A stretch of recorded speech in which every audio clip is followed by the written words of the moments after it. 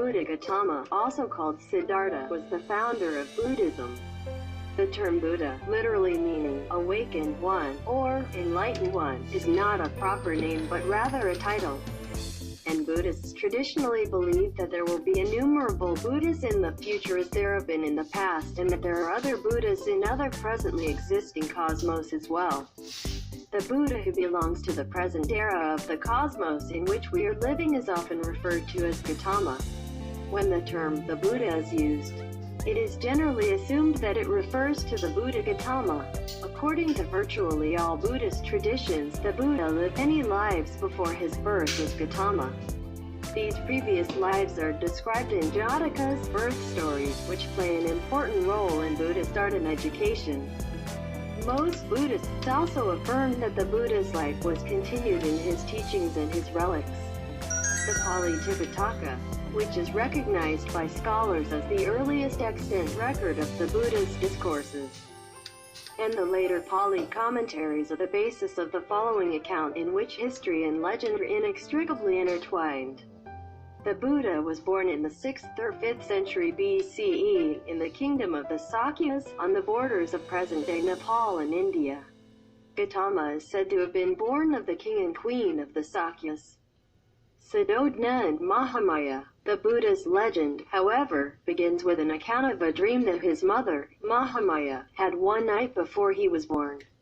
A beautiful elephant, white as silver, entered her womb throughout her side. Brahmins, Vedic priests, were asked to interpret the dream, and they foretold the birth of a son who would become either a universal monarch or a Buddha. The purported site of his birth, now called Raminde, lies within the territory of Nepal. A pillar placed there in commemoration of the event by Asoka, a 3rd century BCE Buddhist emperor of India, still stands. The child was given the 7 Buddha Gautama 7 names Siddhartha in Sanskrit, which means one whose aim is accomplished. Gautama is said to have led a sheltered life of great luxury, which was interrupted when, on 3 excursions outside of the palace, he encountered an old man, an ill man, and a corpse. Each time he asked a servant to explain the phenomenon and was told that all men are subject to such conditions. Gautama then met up with a wandering ascetic and decided that he must discover the reason for the man's display of serenity in the midst of such misery. Renouncing his princely life, Gautama went in search of teachers who could instruct him in the way of truth. He took up the practice of various austerities and extreme self-mortifications, including severe fasting. These experiences eventually led Gautama to the conviction that such mortifications could not lead him to what he sought. Buddhist mythology states that the Buddha went to meditate beneath the pipal tree, Ficus religiosa, now known as the Bodhi tree. There he was tempted by Mara, the Buddhist lord of the senses. But Gautama remained unmoved. Later that night, the Buddha realized the 4 noble truths, achieving enlightenment during the night of the full moon day of the month of May, Vesaka, at a place now called Bodh Gaya. After this enlightenment, the story continues that the Buddha sought out 5 companions and delivered to them his first sermon, the Dhammacakkappavattana Sutta, sermon on setting in motion the wheel of truth at Sarnath. An ancient stupa marks the spot where this event is said to have occurred. The Buddha taught that those in search of enlightenment should not follow the 2 extremes of self-indulgence and self-mortification. Avoiding these 2 extremes, the Tathagata, he who has thus attained, discovers the middle path leading to vision, knowledge, calmness, awakening, and nirvana. This middle path is known as the Noble Eightfold Path and consists of right view, right thought, right speech, right action, right living, right endeavor, right mindfulness, and right concentration.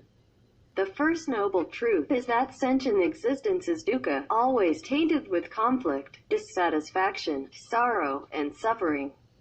The second noble truth is that all this is caused by selfish desire, craving or tanha, thirst.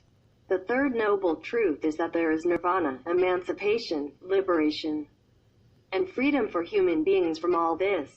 The fourth noble truth, the Noble Eightfold Path, is the way to this liberation.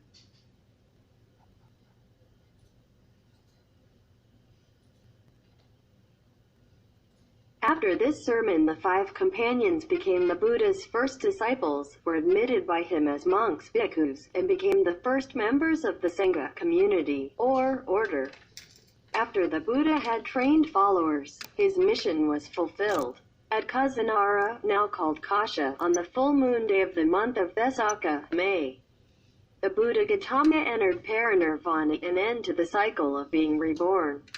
His body was cremated by the Mallas in Kusinara, but a dispute over the relics of the Buddha arose between the Mallas and the delegates of rulers of several kingdoms.